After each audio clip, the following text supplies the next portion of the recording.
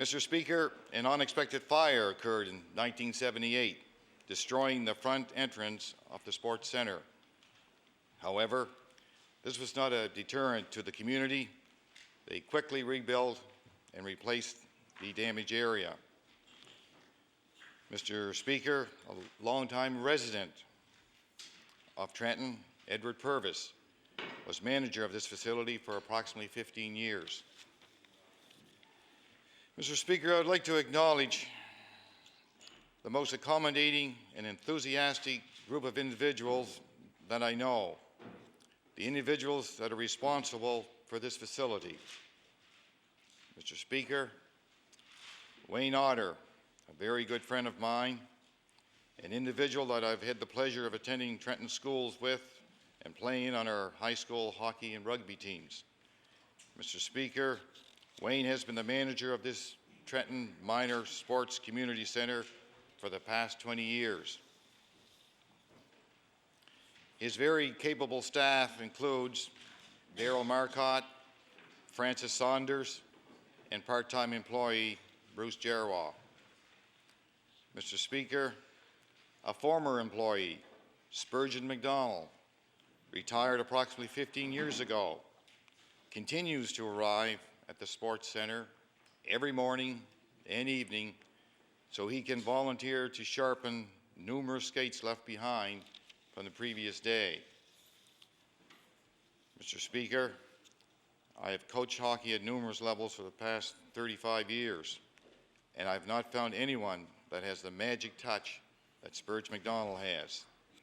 In fact, Mr. Speaker, my eldest daughter, Tara, when she played university hockey in the Boston and New York area, always took her skates home when she had the opportunity to visit, so Spurge could sharpen them.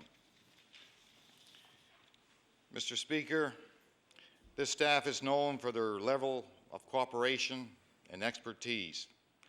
They take great pride in producing one of the best ice surfaces that I've ever skated on. This staff go out of their way to welcome players, parents, coaches, and fans to their facility. Mr. Speaker, this staff represents a vital contribution to the community of Pictou County and the province. Mr. Speaker, this staff recognize and appreciate the time and efforts of volunteer coaches and parents that visit their sports center every day of the week. Their level of service certainly does not go unnoticed.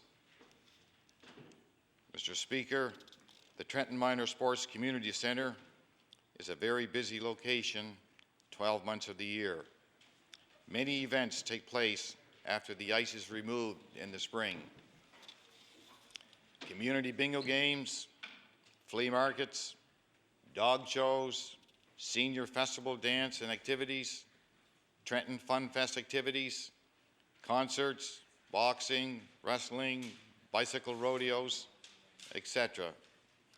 Mr. Speaker, one of their favorite programs occurs during the summer months. A program through HCR, a rec program for the intellectual handicap. The staff and volunteers really go out of their way to make sure that everyone involved with this program are learning valuable life skills and having fun at the same time. Mr. Speaker, the staff continues to promote healthy, active lifestyles for all ages. This facility is also home to the Pictou County Junior B Scotians and numerous other Pictou County Minor Hockey League teams. Mr. Speaker, this arena is the host facility for one of the most successful minor hockey tournaments in the province. During the past few decades, hockey players from all ages lace up their skates during the March break to compete against players from across the province. Mr. Speaker, once again, the staff do everything possible to accommodate the wonderful citizens of our county and province when they are using this facility during the winter and summer months. Mr. Speaker, I would like to share the rest of my time with my colleague from Hants West.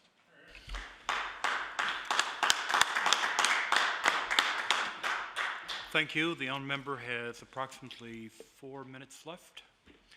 The honourable member for Hants West. Thank you, Mr. Speaker. And just picking up where my honourable colleague left off, as we all know, in this province there are many, many communities with many, many volunteers. Pardon me. Most recently, Mr. Speaker, and I'm not sure if this document's been tabled or not, but it talks about how do volunteers touch your life. It speaks to the many hours of contribution in this province.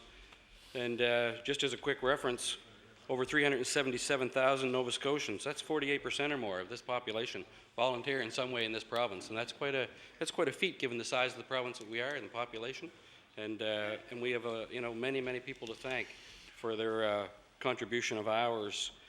Phenomenal. And it doesn't matter where you go. It can be in Pictou County, great spot, all kinds of volunteers, and the honourable member has spoke to that. I know in my area, we have a couple of arenas, just as an example, where there are a variety of programs that go on.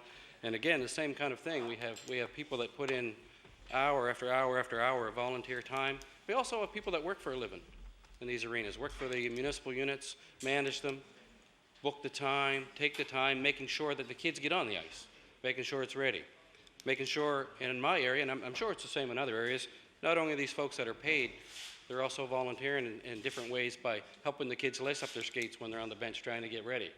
Things like that, Mr. Speaker, and there's so much of that goes on.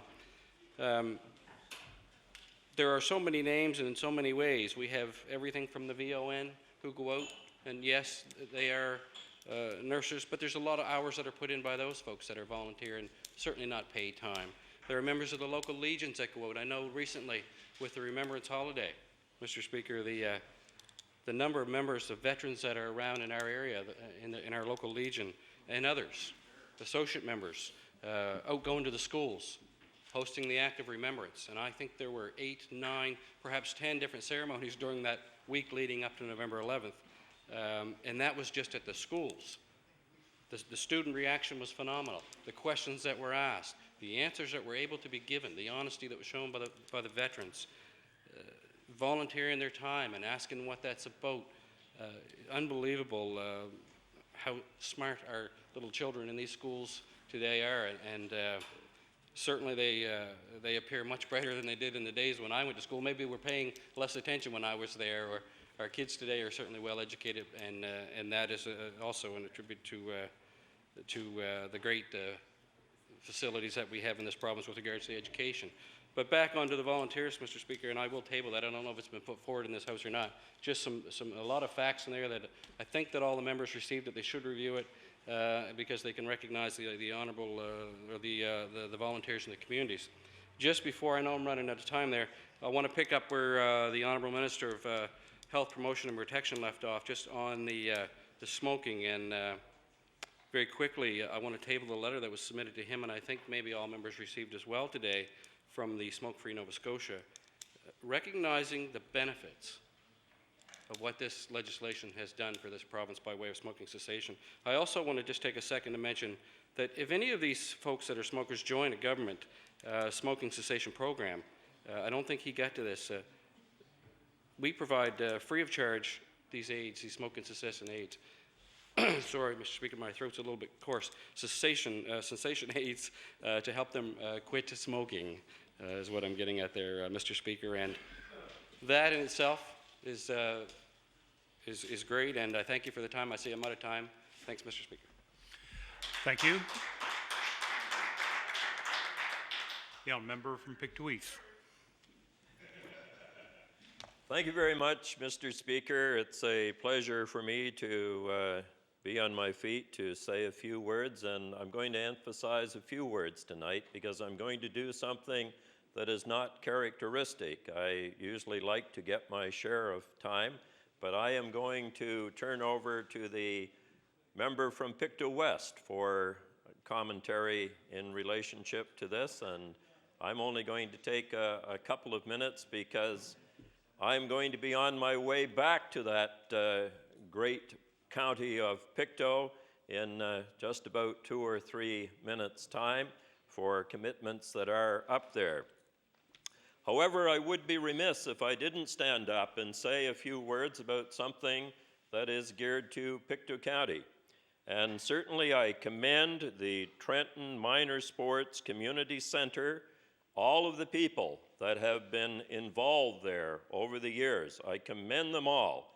I believe that the topic as introduced, perhaps if it had been on volunteerism in Nova Scotia, it would have had a broader base, because we can all look at our constituencies, and I could talk about the Ivor McDonald Community Rink in Thorburn, and I could, when I think of, when the word minor is mentioned, I think of the Westville Miners, the MINERS, and all the teams that have come from the town of Westville, my hometown.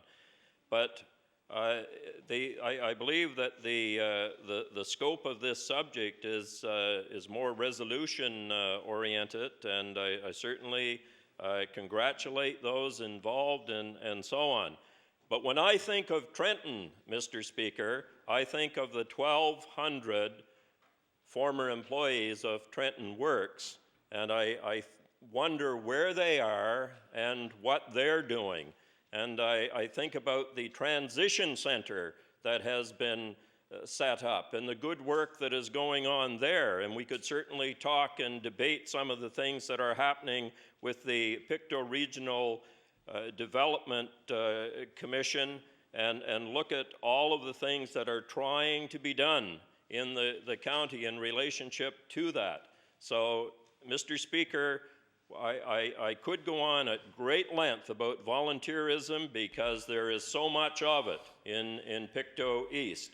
But I believe the topic of debate in relationship to Trenton has certainly some great significance when we look at some of the problems that do exist there, and hopefully some of the solutions that will come after December 14th when proposals come forward.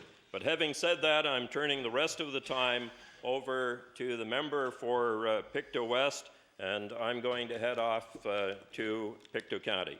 Thank you very much. Thank you. The member from Pictou West. Thank you, Mr. Speaker, and I too appreciate the opportunity to have a few minutes here to talk about Pictou County and the volunteers that we have in our county and certainly in our province. And I thank the member from Pictou Centre for bringing this resolution forward. And while it starts off talking about the Trenton Minor Sports Community Centre, it's another one of our fine institutions in Pictou County. I should mention I've had the opportunity to skate in that rink, and I guess in my days as a substitute teacher, bringing students to that rink on occasion to get exercise and to foster healthy living, certainly. And it's one of many rinks in our county that offer these programs to our students. Actually, we have 6 hockey rinks, or ice rinks, perhaps is a better term, in Pictou County. And I know they're all very good to offer programs to our children, to our youth, to our adults, and certainly they're all responsible for participation and increasing the awareness of keeping our bodies healthy. And I guess in the town of Pictou, I could mention the Hector Arena, which has been there since 1972 and has served our county well, not only as the site of our Pictou North Colchester exhibition each year, but certainly during these months the ice is in, and there's been ringette and minor hockey and semi-professional hockey, and a league that's been on the go for some time. And certainly a lot of people go to our local rink on rant ice time and enjoy a good game of pickup hockey or whatever. And certainly accommodations there at the Hector Arena to Bob Naylor, that's been the manager there for many years, and is doing a great job of managing within a budget an aging rink that needs a lot of work and a lot of repairs, but finds a way to get the money and get the job done. So accommodations to him and his staff.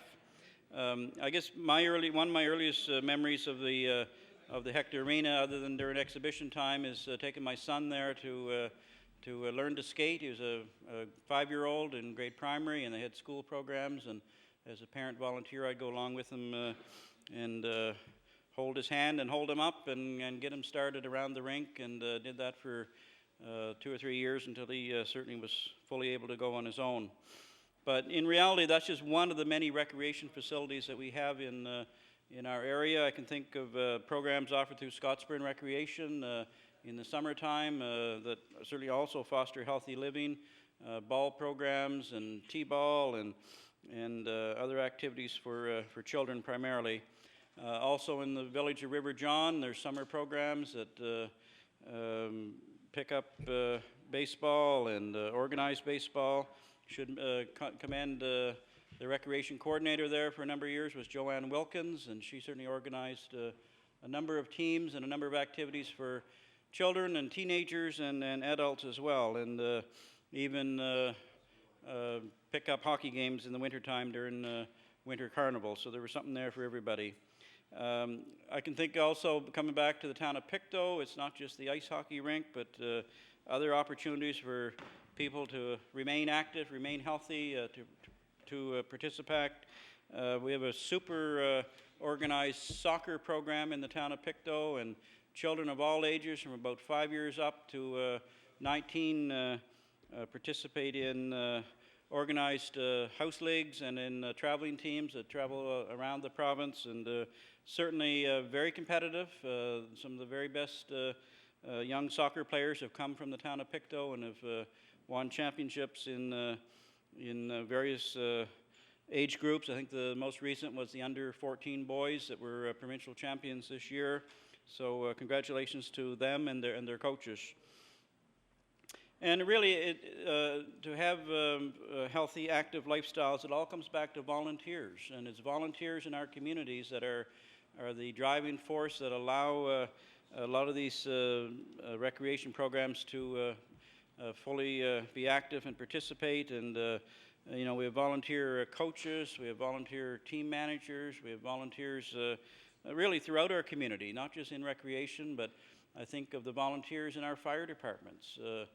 This past Saturday night, I had the opportunity to attend the annual banquet of the Caribou and District Volunteer Fire Department, and they certainly recognize their Firemen of the Year and all their volunteers in whether they're active men or women in the fire service, or whether they're on their board of directors or the Ladies Auxiliary.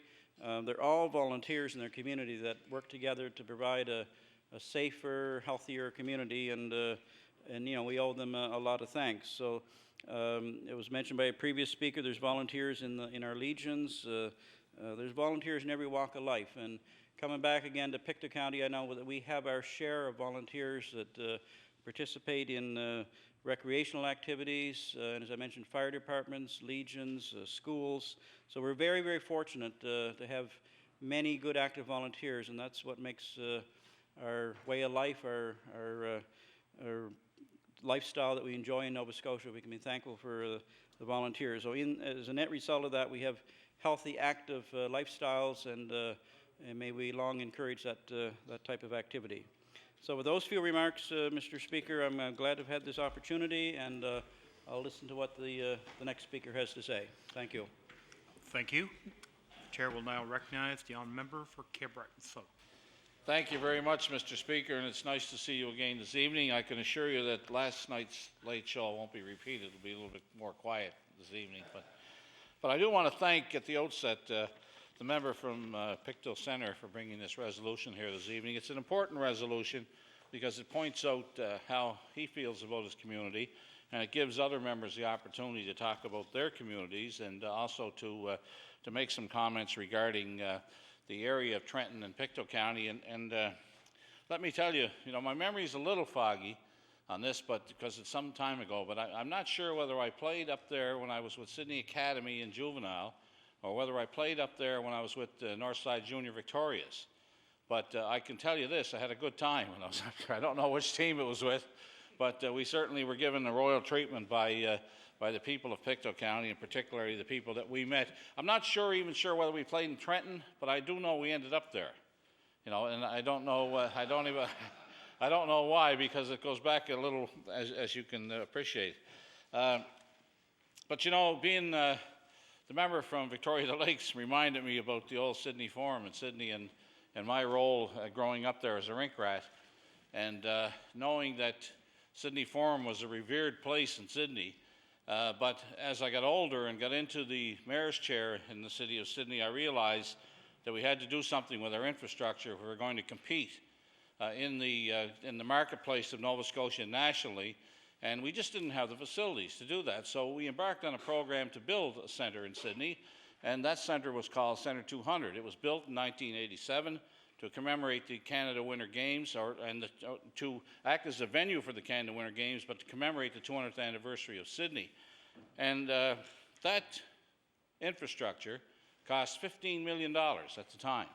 A bargain. A 5,000-seat arena today and convention center was built for $15 million in 1987.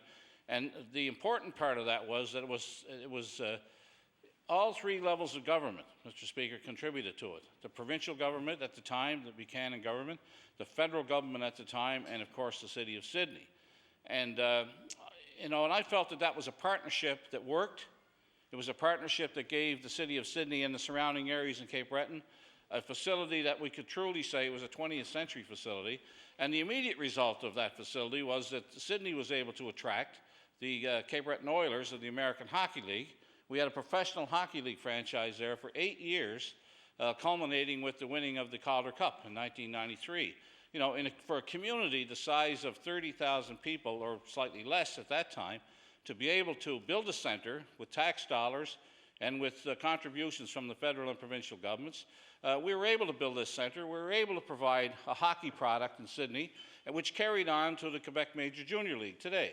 So we've had a major tenant in there ever since. And by the way, Mr. Speaker, that center is paid off. The capital cost of that center is paid off. And it's a legacy to the people of Sydney who gave me the opportunity to build that center when I was mayor. And I thank the city council of the day for allowing that project to go forward. And I think that project was the catalyst for increased minor hockey programs in the area, increased programs in terms of getting sports facilities, adequate sport facilities in the Cape Breton area, and particularly in my constituency, the city of Sydney at the time. And today, my daughter and my son-in-law are both coaching in the minor system, minor hockey, minor baseball, minor soccer, basketball, you name it. The kids today are getting lots of programs in the community because of the interest, I think, generated by the young people, the volunteers in our community, which has been nothing short of fantastic in my community. However, we do have a deficit. We have an infrastructure deficit, which I'm sure all members of the House would realize, that if we're going to promote good living, we're going to promote the promotion of sports, we're going to promote young people being able to carry themselves through their teen years and all into adulthood with the background of sports behind them and all the discipline that brings with it, then I believe, Mr. Speaker, we've done something if we can keep that going. And certainly in my area, and I'm sure in the members' area opposite, and all members' areas, that's important. However, we do have a deficit in that the government is proposing $50 million over the next 10 years. And that's simply not enough. And I think we have to realize that that's $5 million a year right across the province to increase the infrastructure needs, or to improve the infrastructure needs in Nova Scotia. And I applaud the government for the initial initiative. But Mr. Speaker, arguably, people will say that we lost an opportunity with the Commonwealth Games. But as a result of the Commonwealth Games not coming here, the province at the time was prepared to spend upwards of $400 million in those games. And I would hope that at some point the province would increase the amount of money they're going to spend on sports infrastructures and wellness. And that's so very important in order to keep our healthcare system buoyant in this province, or from getting out of hand, and in order to improve the physical lives of our children. And I think the volunteers have a lot to do with that in our communities. A lot of the infrastructure that's being built in the community now is being done by the volunteers in the community who have taken the matter into their own hands. you know, and that's a good thing. You know, they're going out there and they're building skateboards with fundraisers. They're building rinks in the member from Cape Breton North's area. A large group of people in that area are trying to get enough money together to encourage government to come on board to build a much-needed rink in the North Sydney area. I mean, the rink over there is just atrocious what the people have to put up with over in that particular area. And I'm sure that all levels of government at some point will get together and make sure that is built. As I said, Mr. Speaker, the member brings that here for a good reason, because he talks about the sports community center, he talks about the volunteers in Trenton that have done so much for his community, and the other members that have talked about their communities. And I can tell you that if it wasn't for volunteers throughout this province, in many communities, if not all communities in this province, we just wouldn't have the kind of facilities we have today. And you know, some of the facilities that we have in rural Nova Scotia, and again, I'll refer to the member from Victoria the Lakes.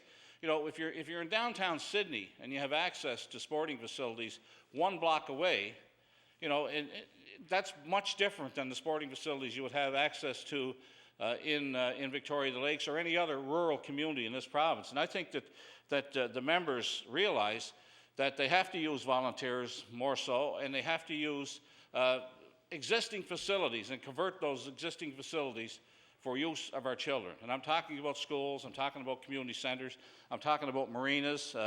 I have a special interest in Victoria County because my children have a summer cottage up there, and they like to put their boat in the water up there and go down to the yacht club there. And you know, that's available to them. But I think it's because volunteers started that wharf back up again there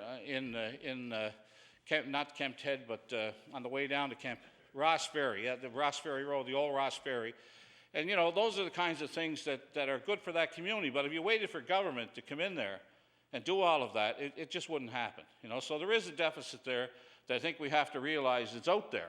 You know, but we also have to realize that it's a partnership. And I'll go back to the Centre 200 partnership.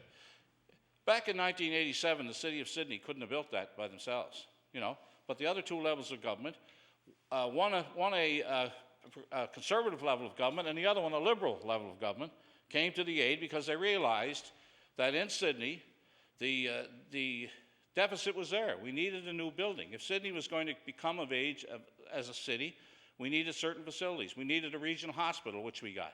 We needed the Centre 200, which provided all kinds of entertainment. You know, we've had concerts there all the way from the Cats musical to Rod Stewart, to Anne Murray, to the wrestling, to you name it. It's been in and out of Centre 200 over the years, and I'm sure that members from Cape Breton have been to many of those events.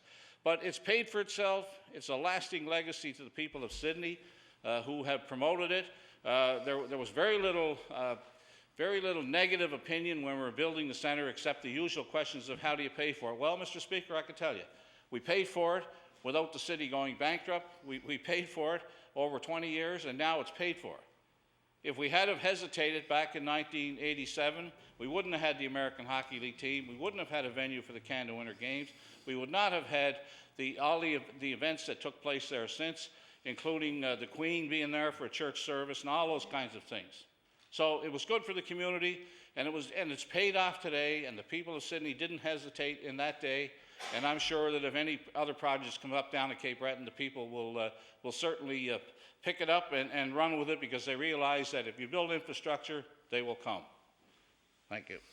Thank you. I would like to thank all the honourable members for having taken part in tonight's late show. The motion for adjournment has been made. The House will rise to sit again tomorrow at 2 p.m. The House is adjourned until 2 p.m.